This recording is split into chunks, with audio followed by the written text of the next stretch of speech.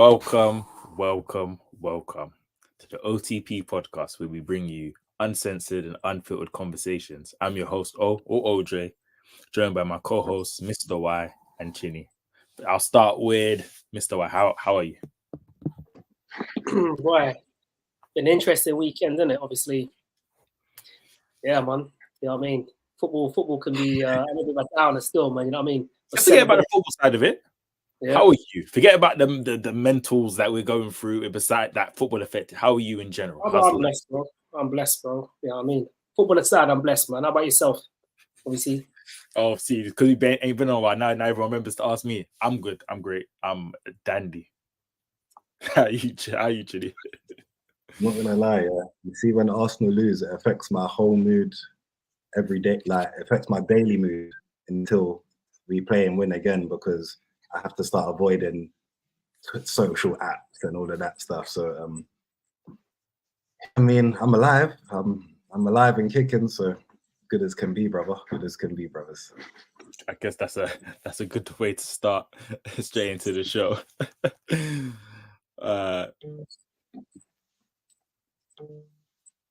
So let's start with. We're going to start with Liverpool. We'll start Liverpool. Yeah, man. Let's start with Liverpool. Oh, you're looking a bit too happy right now. Let's get you on the downer. Where do I start? One of the things that I always tweet and I always talk about is Liverpool starting strong. Trying to start strong, because we always start. It's funny when you think about the old Liverpool, first 25 minutes, blow a team away, the crowd's behind them, blah blah blah. And then this season, it's been first 25 minutes, it's been shaky warrior. So for me, I wasn't shocked at the start, because teams tend to have a shot at us, or a goal who's going to make a save within the first 5-10 minutes. So it's been a reoccurring thing all season for us. And obviously we spoke about our attack being our trump card, but we finally seem to be running out of answers, and we're having United game as an example. We had 15 shots in the first half. So we start so flat.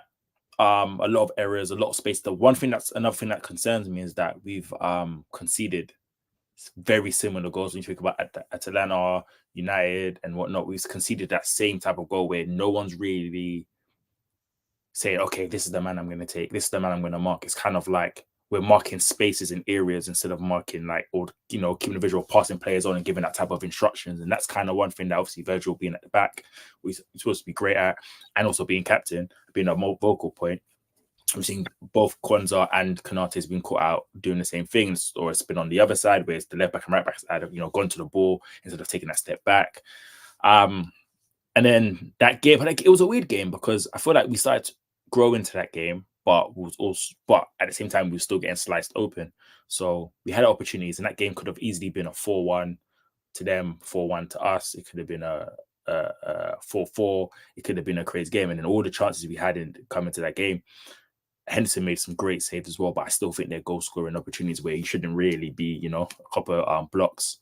That should be goals. We had Jota have the opportunity, and we're talking about him being our most lethal striker, and he missed the opportunity, which I think was poor from him rather than a great block, because they shoot directly at the goalkeeper. Nunez. It's funny how quick we went from being on him, he's terrible in the chances you do miss and whatnot, and you go back to Mr. Y saying when it comes to those chances, missing the chances when it really matters, you're going to start feeling it. And yeah, we're really feeling it now. So obviously with the results going the way they were, I just banked on Arsenal trying to drop some points as well, because Don't. No. I mean, I said I was banking on goal difference obviously keeps everyone separate, but I don't think the title race is over. City played well. I'll give it to them. They played very, very, very well, very well. What's that kid's name? Is it not Watmore? What's his name? For who? For City? No, for Palace. Sorry.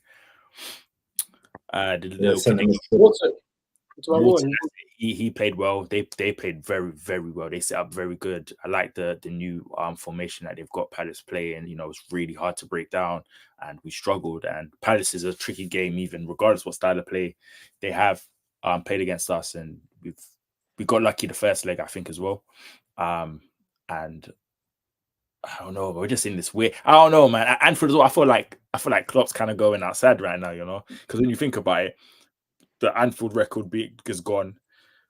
Bro, like obviously it was a shock result against Atlanta midweek at home. Obviously, no one expected that. You guys obviously don't lose at home, or you haven't there for 14 months or something, was it before then?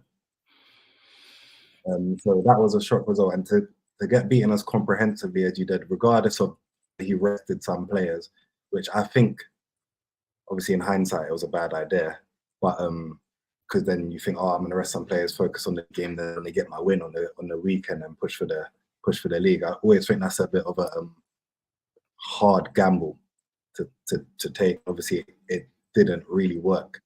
You kind of got the blessing with the fact that Arsenal, it's not both your challenges that got away from you, and they're still within the game's reach, so it's not that bad. But to lose 2 home games in a week, I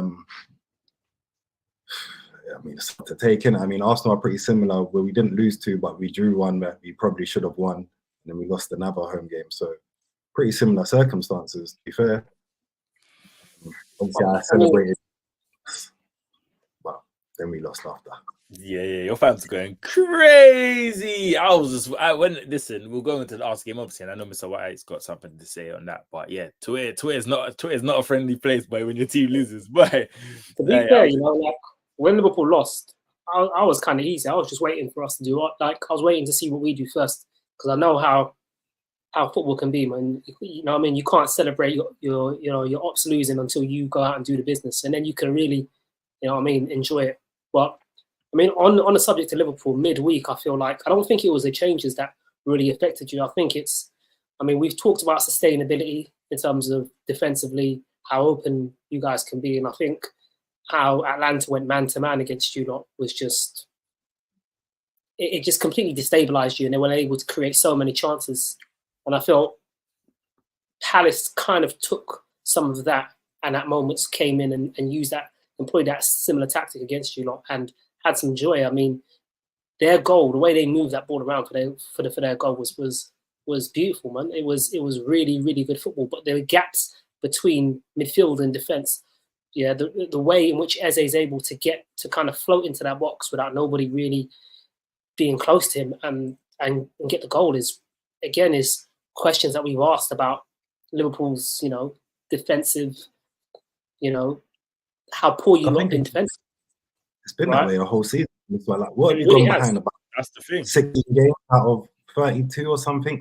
Like you've gone behind in more than half the games. Our trump card was our attack. We spoke about this heavily, and again, sustainability was definitely something that we questioned about, and it was working. It was all fun games and fun, and you know, until them goals. But when you talk about the amount of chances, if you think about going from United, first game we had against United, you know, for the cup onwards through, it's been like I know we got some wins there, but it's been we've had a lot of chances in between those. And I think it said in between the Atlanta game and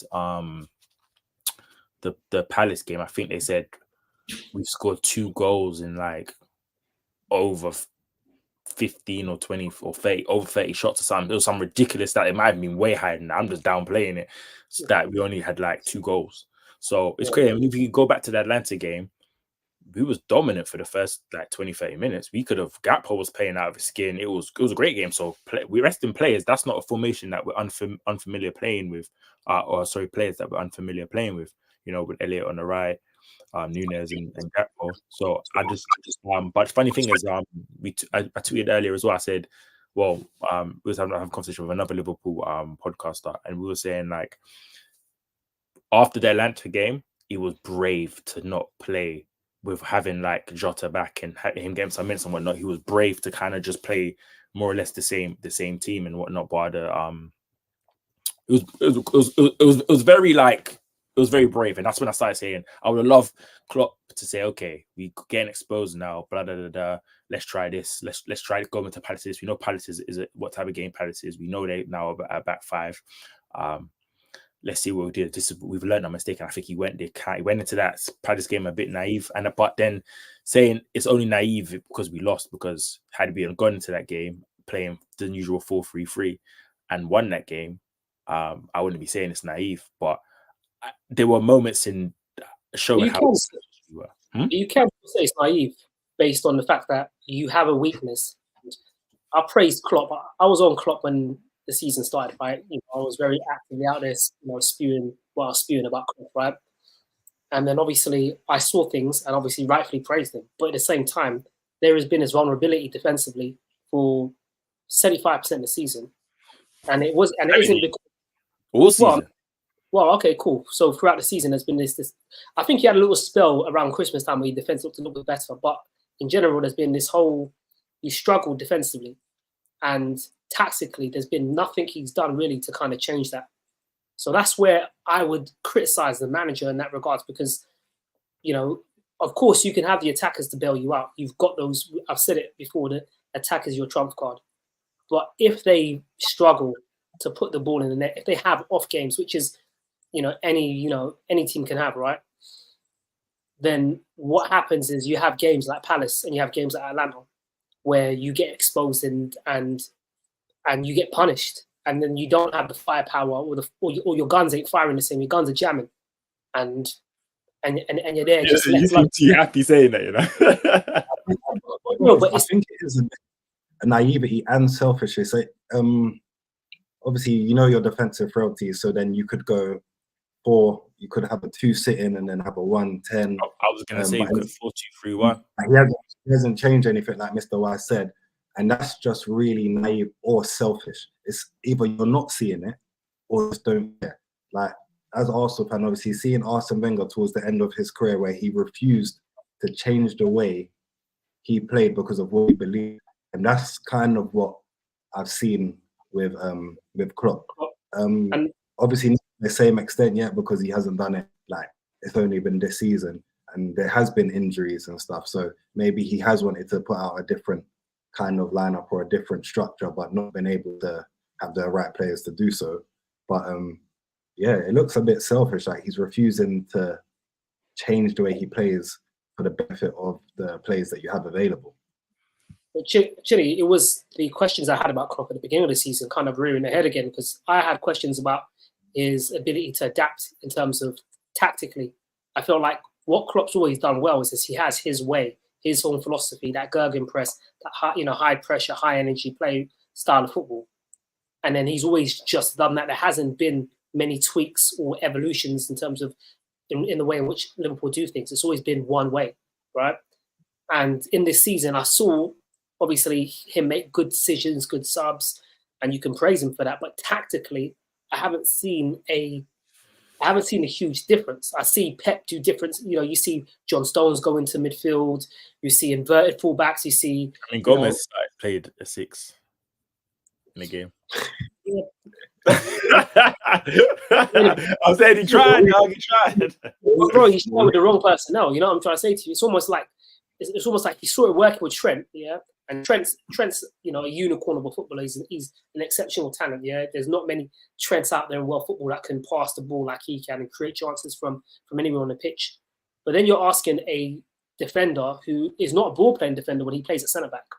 So you ask him to move out to right back, and then you ask him to float into midfield and actually be somebody who progresses the ball. I mean, for me, that shows a bit of naivety, and it's almost like a lack of respect. And I get it because, like I said, you lot are shooters. So you lot generally can outshoot anybody. So it's almost like, my guns are bigger than your guns. I'm saying to you, more time or not, I'm going to blam you and you're going to hold this. But over the course of a season, sometimes your guns jam. And it's actually mad because obviously it's not sustainable. It's not sustainable. But every week, winning. And then it's like, right, maybe it might be sustainable at least until the end of the season and they might win it. And that's going to be annoying because you can see their frailties. But then obviously, unfortunately, it's just coming with with a few games out. Yeah, so we still don't know what the end. If it carries on the way it is, then it's going to be like, well, we already saw the issues and we haven't dealt with them. But it wasn't the worst weekend for losing because both your rivals didn't win. One did, so we're still within one game. Where one draw and one win can change the whole thing for another team. So if Man City lose points, Arsenal lose points. Online is like, over. It's over. I disagree though. Actually, you know what? And I'm like, nah, it's still close. It's not done. I disagree though. You know why I disagree? Because if any team was to lose and you'd be okay with it, be more City, because City are the team that can go on with the fixtures they have left. Yeah. That's the if any worry. team, you wanted City to lose. If anyone was. Yeah. So Arsenal, because Arsenal still got Tottenham away, they've still got United away. You're still looking at that like, it's still there's still a possibility that they can, they've got harder fixtures to come and they can still drop points. When you're looking at City winning, I think from if I was a Liverpool fan, I'd be more like, Arsenal losing is all well and good, but they're not the ones that scare me the most. It's City, because that's when exactly how we see it. Hands, in a position of power, they never, especially in a tight race, they never concede. Yeah, because we've been here before. So we're like, cool. I agree with you, but it's more of like, you have to remember, like, it's the headache of your fans versus our fans. Like, and we're both like, all right, we're better than you, you're better than me. Oh, you're shitting me, but we both just shit. Yeah. That's literally what it is. That's literally what it is now. Right? That's a joke, bro. It's actually a joke. And I know it's not real life, but this is the actual joke. Fans arguing over who had the worst day. And I mean, look, but this is the thing, though. We're arguing about bridesmaids, and and City out there getting married. Basically, that's what I mean. What's that film? 27 wedding dresses, or what it's called? 27, literally, bro. So like for me, I'm not even entertaining all that talk. For me, like I said, man, when Liverpool, lost, I just kept my I didn't tweet anything. I just thought I just sat and I was like, okay, that's good. I'm not one to get like, I don't really get onto Owen. It's not really a bit of me to get. I don't really get onto fans. I had one crazy Liverpool fan in my mentions like last week, was it, or a week ago? Yeah, I got drilled into that. And I was like, come talk to your mans, bro, and I was just biding my time for when you lot lost or when you lot dropped, and then I found his app and I was there on his neck. See, I'm not really onto it. Me and O are in a group chat. We got United fans talking to us. Like, we're thinking, yo, bro, what? Bro, imagine that was a United fan. I said, United fans saying, like, shout out to everyone that picked up points. I was like, wow. Well, when United used to be actual rivals. Well, listen, when you're in a gutter, you gotta take joy from from the fall of your rivals. That's how it works, isn't it? That man in the gutter, there's nothing to celebrate for them. So their celebration comes from our misery. I'm saying, to our pain, because they've dealt with their pain. They're out here struggling to Bournemouth. They're getting smashed up by Brentford for 50 chances, and then like, they're going through their pain. So their enjoyment, same with Tottenham fans. Tottenham fans got smashed 4-0. Their enjoyment comes from, Arsenal lost 2. Arsenal lost 2-0 to Villa, even though it hurts their top 4 chances. That's the irony of it. You know what? They're sitting there celebrating. Might as well get into that now. We're talking about how this is the last thing I'm going to say about Liverpool. Yeah, and I feel like the Klopp farewell season or tour is going outside, because obviously I've experienced this where we've gone from almost winning the quadruple to maybe the treble to in the space of like a week or so. But obviously it's not done. We've done bigger things at Barcelona, playing Barcelona, playing Milan, stuff like that and whatnot, and going to the fight into the final day and stuff like that. So I'm not saying the fight's over. It's half time, but at the start of the season, we had this conversation about, what should Liverpool's targets be? And you said they should be competing and whatnot. And some people say, no, I need to get back in Champions League. Then, if you're Klopp, you're going for the champ, you're going for everything in it. So I'm not going to lie and sit here and say finishing second. I want it finishing second with the team we had and the changes we made and the season we've had. It's going to be bittersweet, but being back in Champions League, a fresh management with some new ideas, you know, and all of that stuff. I'm really relishing, you know, seems Liverpool's doing something different. I'm saying I'm proud of my boys. I'm proud. I'm proud, but I'm not happy. When you're that close, that sweet moment is taken over by the fact that I was this close to really being on top of the world. This is me saying this now, but what I'm saying, like, I didn't expect us to fight. I can't lie to you. I can't lie to you. Like, someone said overachieving. I don't think we overachieved, yeah. Because I don't think, because you could, like, one time I said us overachieved, and then we had a conversation. I was like, no, I didn't overachieve. You couldn't play and beat what's in front of you and do your part. You can't say this team is playing terrible. They should be in this. They should put on whatever. But so my thing is, like, my expectations were very lower. I didn't think we'd be in this fight. I won't lie to you. At the start of the season, being in this fight actually surprised me. But go on, sir. No, but you know what? Yeah, just a quick one, just to think. Although in the league your expectations were lower, the reality is that when you really deep what's going on in terms of your Europa, you expected to win that, right? And then there was a lot of, like, I've seen a lot of talk from Liverpool fans about disgraceful teams in the Champions Leagues. You know, you talk about United this being a disgrace, Arsenal being a disgrace, Newcastle being a disgrace. Right, Arsenal disgrace. Because obviously we couldn't beat a trash Bayern team, right?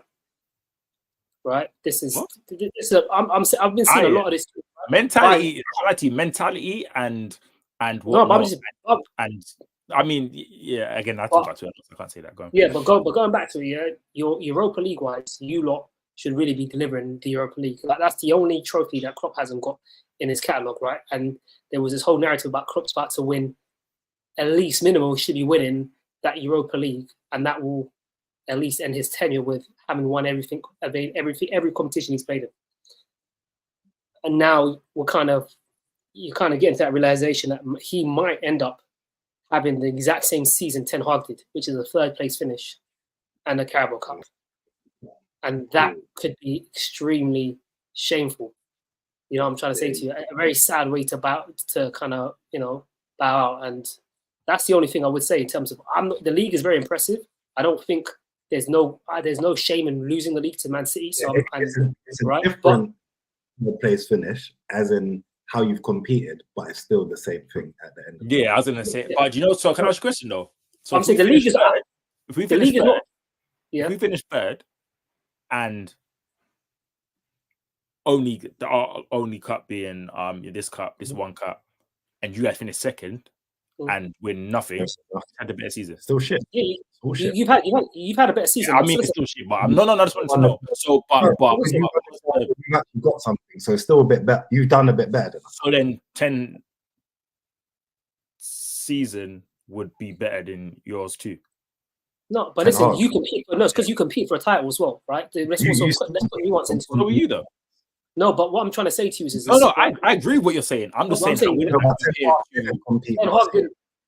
Ten Hag struggled for huge periods of the season last season, right? So it's a completely different narrative. He got top 3, but he was never in a title race, right?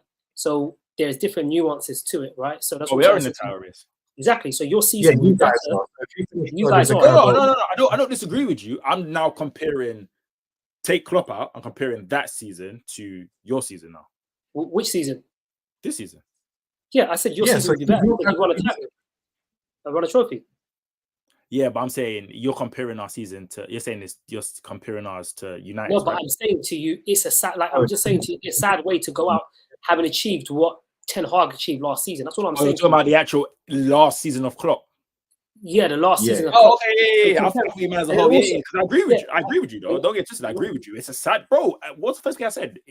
Klopp tour, the farewell tour is going out sad, very sad, bro. Because it was very high here, then.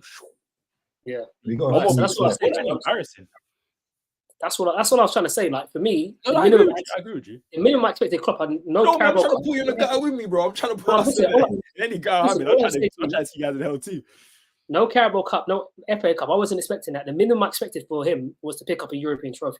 At the beginning of the season, for me, I would have looked at it and be like, he's the best manager in that competition. He's got the best squad in that competition. He's really got a Champions League team and Champions League winners in that squad. So for me, when I looked at you in the league, you've season. overachieved. I'm not going to sit here and think, but in that trophy, with your European heritage, with your quality of players, I think you lot should. I can't lie to you. When we won the 2 English Cups and not the main one, I was like, all right, cute. He's won a trophy he's not won before, but that's not. I can't like. Maybe I'm just not the old English person that loves the cups. For me, I only kind of big like the belt. They're good. They're cute to look on. You know, in the cabinet, but I want the big ones, and I don't. They're not as big to me as what I want. And obviously, cool. And everyone was like, "No, you know," and we still had the parade, and I was like, "You're just making us. You're making this is why people are laughing at us." But well, let's go to the next laughing stock, innit? I think that's a nice little, transition into it, boy. Let's talk about, Unai coming back to haunt the Gunners, boy. What you guys used to call him? Bummery. Listen, you know what? Yeah, the pain point. He's taken 6 points off us this year. He's beaten us twice. Mm-hmm. You know what? I'll be interested to hear Chinny's thoughts on this because obviously we haven't really spoken. I know you went to the game, so let's get some first hand. You know what I mean? You were there. What did you see? What did you kind of make of it? Hard week, man. It's been a hard week. Obviously Tuesday, we went through that. We should have beaten Bayern. Arteta coached a win, and you can't really count for the errors that were made in that game, especially when we haven't been making them errors all season. So, coach win, and then you get the Raya on the halfway line. You get Gabriel, Kiwior, Rice doing all kinds of craziness, and it's just a simple goal. Then the second one, Sane rips Kiwior, which why was Kiwior starting anyway? Why was Tomiyasu not starting to lock one of their wingers up in the first place? And then he does his thing, and they win it. And it's just calamity. It looked like the old Arsenal. It looked like what's going on? Like we haven't been doing this all season. I don't know if it was nerves. If anything, that's the only thing I could put it down to, like because we haven't performed like that all season, and then we come up on a big stage, needing a win at home, and we just nervous. We started well, then we had that busy patch, and then we ended well, but we couldn't win the game. And not winning home games it's hard, isn't it? It's hard to go away, and now we're gonna have to obviously go away and try and win the game there to go through. And that's a task itself. Whether they have players injured or not, they're still a big team. Whether they've had a bad season or not, on any day they can come up and show you what they can do and punish you. And that's what they did because they've got players that can punish you. So not dissimilar to Liverpool. I know we didn't lose that game, but it was it felt like a loss all at the same time. Then we come to this weekend, and first of all, I'm normally quite positive, especially in our Arsenal group chat. Yeah, when I saw the starting lineup, I wasn't happy straight away. I didn't say nothing. I thought we got 6-7 games left of the league. We have the Champions League where we have to win to go through. And for me, we need our big players here now. I don't care how fit you are right now.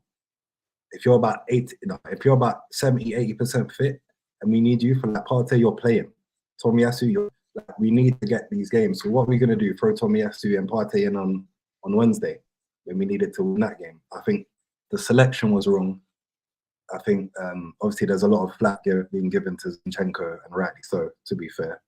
But I think Arteta actually got it wrong. Often I criticise Arteta, and I'm 50-50 with it because at the same time that I think he got the selection wrong, that first half, the game should have been put to bed anyway.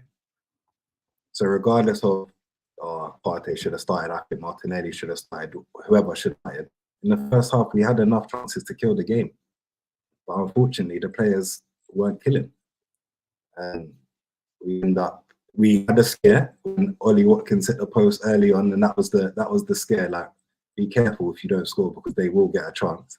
And then they went and scored. And that's what happens when you don't take your chances, as well as I think it was a mismanaged game. I think the substitutions didn't come at the right, and they were the right substitutions to make. I think you've got 7-8 games left. You win the game and then rest your players rather than rest your players while trying to win the game. So I think we mismanaged it. Arteta mismanaged it, and we suffered for it. And now that could be everything. So yeah, it's hurt my soul. Twitter ain't seen me. Yeah. That's where I'm at with that, man. That's where I'm at. I mean, I've had a few questions, and I'm maybe not as positive as you. But yeah, I had a few questions. I mean, and my question stemmed from Porto. When we went to Porto away, I felt watching that game, I felt for as well as we did defensively against Porto, I felt that we struggled mentally. I felt like we let the occasion get to us. We couldn't string 5-yard passes. Declan Rice within the first minute is getting a booking. In the first 30 seconds is getting a booking. Odegaard can't play 5-yard passes. You know, it's those little things. And I'm like to myself, these players look uncomfortable in this setting. Saliba didn't look comfortable that game. And that to me is all mental. And it left me with some questions. And obviously Porto at home is a different scenario because obviously you're 1-0 down now and you have to approach that game with a bit of caution because it is a cup final, but you have to score 2 goals to win it. So, which we didn't. Obviously, we ended up scoring 1 and winning, on penalties. But it just left me with some questions. And I was like, you know what? Bayern away will show me a lot about where this club are because the two are on two different trajectories at the moment. Bayern are a struggling team. And although, when you look at them player for player, they have better players than Arsenal, right? In certain positions, they've got real tops, players that can make a difference. As a collective, they're not better than Arsenal at the moment, right? They've struggled. I've seen them struggle against Lazio. I've seen them struggle against United. I've seen them struggle, plenty of times, and even in the league. So for me, we played that game with there was so much frantic energy. We approached it like it was a final. Players didn't look comfortable. Saliba looked, uncomfortable at times. Gabriel looked uncomfortable at times. Raya did the madness for the first goal. And that to me is to do with mentality, right? And I know a lot of people there's a lot of people that talk about European heritage and this and this and that. But for me, a lot of times European heritage is not really about the players themselves. It can be about the fans, but it can't be about the players themselves because the reality is when Liverpool came back to the Champions League under Klopp, a lot of them players didn't have Champions League experience, but it was to do with the mindset in which they approached it. The likes of Salah, the likes of Mane, they just went in there and and the rest of them, Henderson, Wijnaldum, they just came in and like, we're just going to play our game. And they got to a final, not because they won it with Jamie Carragher all them years and Steven Gerrard all them years ago. Like that has nothing to do why Liverpool was successful in that period. It's to do with the fact that their players approached it with a certain mindset and a certain level of fearlessness, but also responsibility. So, and that's something we lacked. And then I left that game really disappointed because I felt like that even when we got to 2-2, it was almost like we have to win this game. There wasn't this idea of we'll try and win this game, but we still need to be cautious we don't lose this game. And then you had Kingsley Coleman that could have scored a winner of that game. And it's to do with, mistakes and again, the head loss. And again, against Villa, I think first half, Chinny touched on it really well. Like we did create a lot of chances and the lineup wasn't to my liking. I've said many times, I like Trossard as a substitute, as someone that can come on, that can impact the game.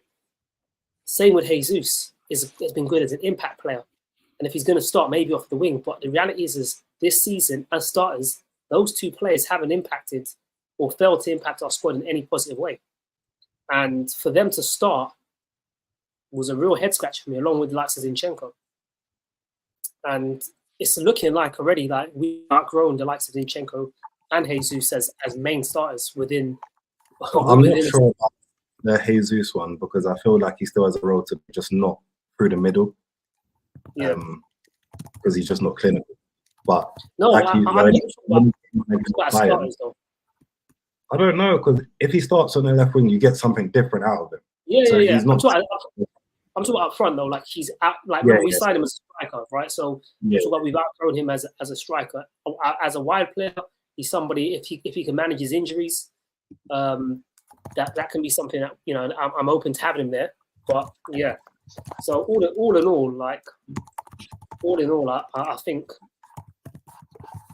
yeah.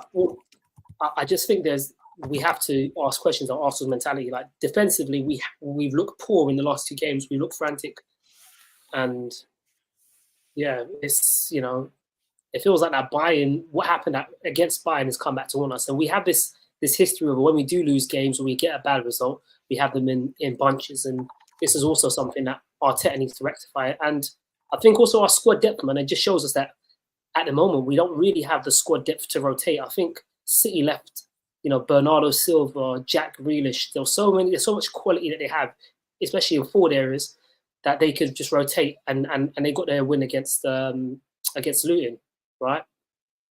Liverpool forward line, they can rotate. They've got, we've spoken so much about their attackers, Jota, Darwin, Salah, Gakpo, Harvey Elliott. They've got so much rotation. You look at you look at our forward line. We're going to Trossard, who as a winger is not really able to play as a real winger. For me, he can't help you in transitions. He can't carry the ball. He struggles, to take on a man. You have to change the way in which you play. As a sub, he can come on tired legs. With a little burst of acceleration, he can do something. But if you lose that, if Martinelli's out of form like he is at the moment, if you lose Martinelli to injury, you're struggling. And then after that, you're going to likes of Reece Nelson. Going to Emil Smith-Rowe, who's barely kicked the ball in a few seasons. So it's like it's starting to show. So it's a bit disappointing, man. And I feel like, I don't know how you feel about Bayern, but I'm quite nervous about Bayern because for me, it's not about the players. It's more about mentality. Like you said, I think it'll tell us a lot about our team. So obviously, the Bayern game's in our hands. The league is no longer in our hands.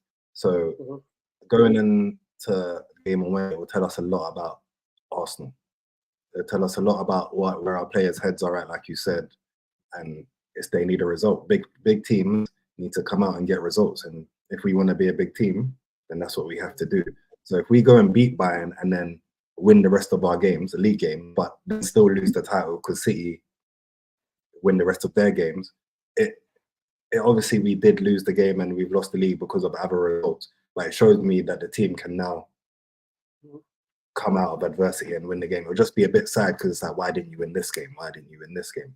But I think this week is going to show us all we need to know about Arsenal, even though we've seen them all season and we've been, we liked some of it, we didn't like some of it.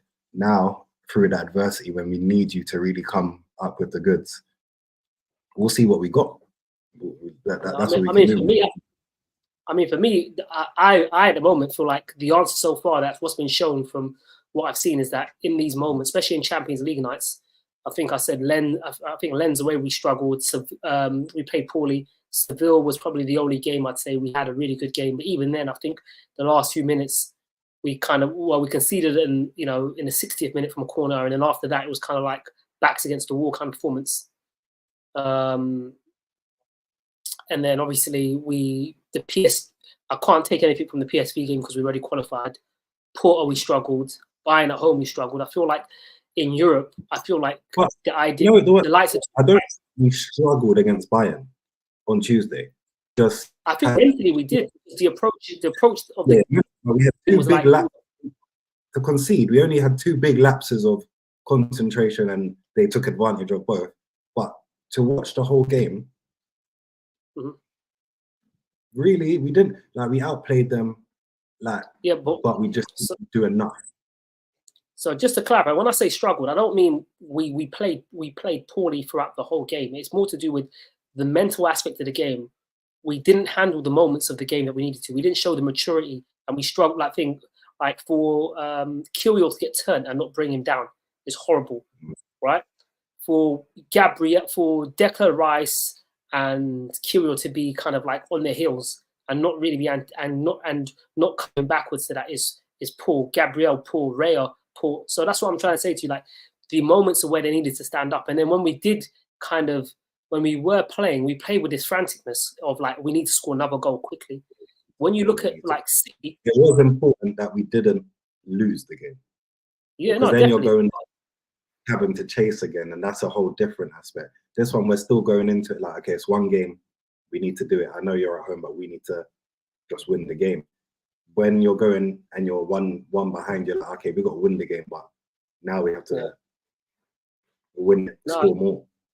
Like I had the City game on as well, right? And I was watching City play and whatnot. And when you see City play, there's this level of kind of understanding where it's like we just need to there's no need to rush every attack. We can just bop the ball around for a bit. You know what I mean?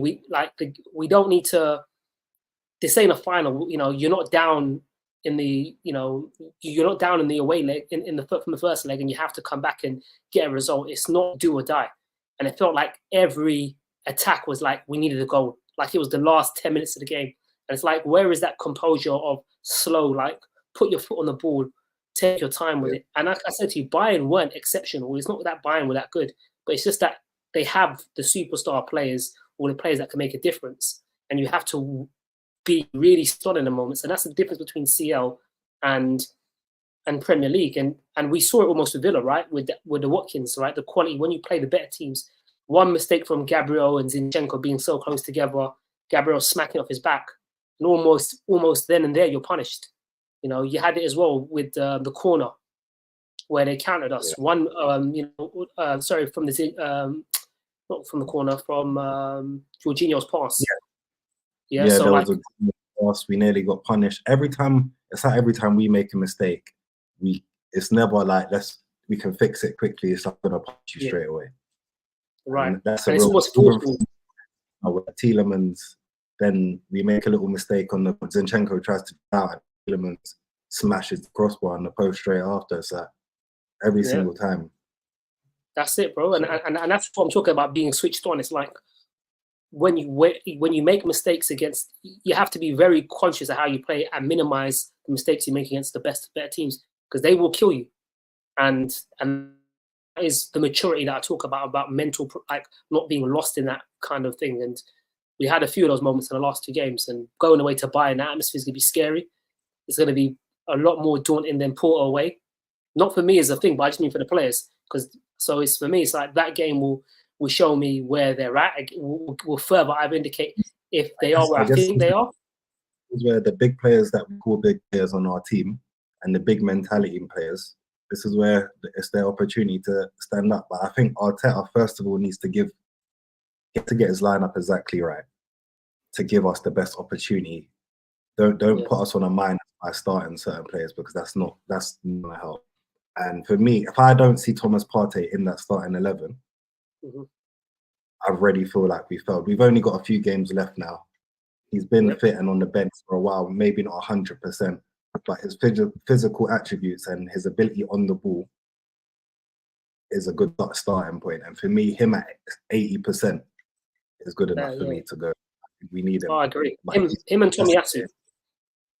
Yeah, he has to get Partey in there, Tomiyasu, and I know Martinelli's he hasn't been good this season, but what he offers is just an ability to stretch on the counter attack.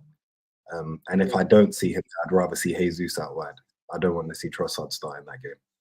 Yeah, neither do I, man. I'm agreed, man. But yeah, I mean, all in all, you know, to put it simply, a poor couple of days for Arsenal, a poor couple of days for Liverpool, and obviously, you know, City, without having kicked the ball on Sunday, ended up winners, and that's kind of like the most devastating thing about it, obviously, right? Because we both have kind of believed that to win the league, we'd probably have to win all our games, because City look like they'll probably be flawless with their remaining fixtures, and it feels like we've just handed the.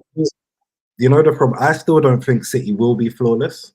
I think they've got a draw in them, especially against Tottenham, because they don't like to play against Spurs. That's one team. But I just don't think that Arsenal are going to win the rest of their games either.